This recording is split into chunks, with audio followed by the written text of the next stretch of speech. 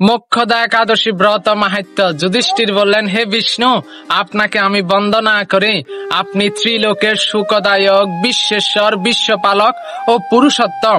আমার একটি সংশয় আছে, অগ্রায়ণ মাসের শুক্লপক্ষের যে একাদশী, তার নাম কি, বিধি বা কি, ও কোন দেবতা এই একাদশীতে পূজিতন তা আমায় বলুন। ভগবান শ্রীকৃষ্ণ বললেন, হে মহারাজ, আপনি উত্তম প্রশ্ন জিজ্ঞাসা করেছেন, যার মাধ্যমে আপনার যশ চতুর্দিকে বিস্তৃত হবে। এখন এই একাদশীর কথা আমি বর্ণনা করছি, যা শোনা মাত্র বাজপেয় যজ্ঞের ফল লাভ হবে। অগ্রায়ণ মাসের শুক্লপক্ষের এই একাদশী মোক্ষদা নামে পরিচিত। সর্বপাপনাশিনী ও ব্রত মধ্যে সর্বশ্রেষ্ঠা এই একাদশীর দেবতা শ্রী দামোদর। তুলসী মঞ্জুরি, ধূপ, দীপ ইত্যাদি উপাচারের শাস্ত্রবিধি অনুসারে শ্রী দামোদরের পূজা করতে হয়। পূর্ব বর্ণিত বিধি অনুসারে দশমী ও একাদশী পালন করতে হবে। এই উপবাস দিনে স্তব, স্তুতি, নিত্য গীত আদি সহ রাত্রি জাগরণ করা কর্তব্য। পূর্ব বর্ণিত বিধি অনুসারে দশমী ও একাদশী পালন করতে হবে। এই উপবাস দিনে স্তব, স্তুতি, নিত্য গীত ও আদি সহ রাত্রি জাগরণ করা কর্তব্য। হে মহারাজ, প্রসঙ্গক্রমে একটি অলৌকিক কাহিনী আমি বলছি। মনোযোগ দিয়ে ইতিহাস শ্রবণ মাত্রই সর্বপাপ ক্ষয় হয়।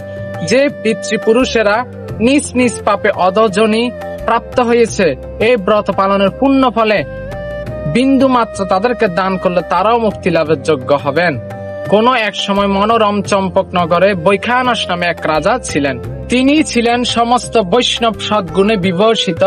প্রজাদের তিনি পুত্রদের মতো পালন করতেন। তার রাজ্যে বহু বেদজ্ঞ ব্রাহ্মণ বাস করতেন। রাজ্যে সকলে ছিল বেশ সমৃদ্ধশালী। একবার রাজা স্বপ্নে দেখলেন যে তার পিতা নরকে পতিত হয়েছেন। তা দেখে তিনি অত্যন্ত বিস্মিত হলেন। পরদিন ব্রাহ্মণদের ডেকে বলতে লাগলেন, হে ব্রাহ্মণগণ, গত রাত্রিতে স্বপ্নে নরক যন্ত্রণায় পিতাকে কষ্ট পেতে দেখে আমার হৃদয় বিদীর্ণ হয়েছে। তিনি আমাকে লক্ষ্য করে বলতে লাগলেন, হে পুত্র, তুমি আমাকে নরক সমুদ্র থেকে উদ্ধার করো। তার সেই অবস্থা দেখে আমার অত্যন্ত সুখ নেই। আমার এই বিশাল রাজ্যে স্ত্রী পুত্র কিছুতে আমি শান্তি পাচ্ছি না।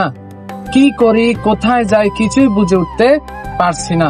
আমার পূর্বপুরুষেরা মুক্তি লাভ করতে পারেন এমন কোন পুণ্যব্রত, তপস্যা ও যোগের কথা আমাকে উপদেশ করুন, আমি তা অনুষ্ঠান করব।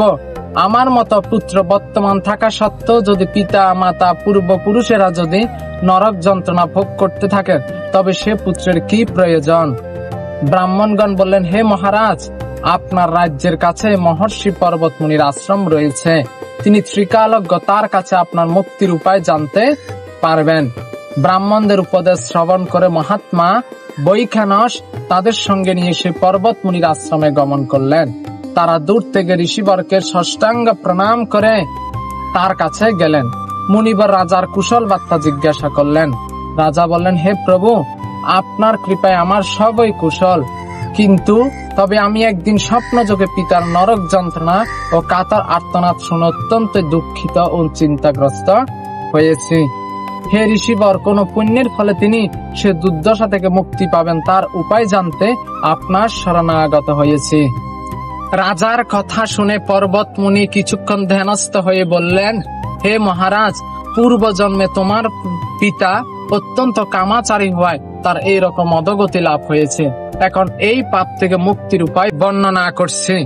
অগ্রায়ণ মাসের শুক্ল পক্ষের মোক্ষদা একাদশী পালন করে সে পুণ্যফল পিতাকে প্রদান কর। সে পুণ্য প্রভাবে তোমার পিতার মুক্তি লাভ হবে। মুনির কথা শোনার পর রাজা নিজ গৃহে ফিরে গেলেন। সেই পবিত্র তিথির আবির্ভাবে তিনি স্ত্রী পুত্রাদি সহ যথাবিধি মোক্ষদা একাদশী ব্রত পালন করলেন। ব্রতের পুণ্যফল পিতার উদ্দেশ্যে প্রদান করলেন। ওই পুণ্যফল দানের সঙ্গে সঙ্গে আকাশ থেকে পুষ্প বৃষ্টি হতে লাগলো। হে পুত্র, তোমার মঙ্গল হোক। এই বলতে বলতে বৈখানস রাজার পিতা নরক থেকে মুক্ত হয়ে স্বর্গে গমন করলেন। হে মহারাজ যুধিষ্ঠির, যে ব্যক্তি মঙ্গলদায়িনী মোক্ষদা একাদশী ব্রত পালন করে, তার সমস্ত পাপ বিনষ্ট হয় এবং মৃত্যুর পর মুক্তি লাভ করে। এই ব্রতের পূর্ণ সংখ্যা আমিও জানি না। চিন্তামণির মতো এই ব্রতটি আমার অত্যন্ত প্রিয়। এই ব্রত কথা যিনি পাঠ করেন এবং যিনি শ্রবণ করেন, উভয়ে বাজপেয় যজ্ঞের ফল প্রাপ্ত হবেন। জয় জগৎগুরু শ্রীল প্রভুপাদ কি জয়। হরে কৃষ্ণ।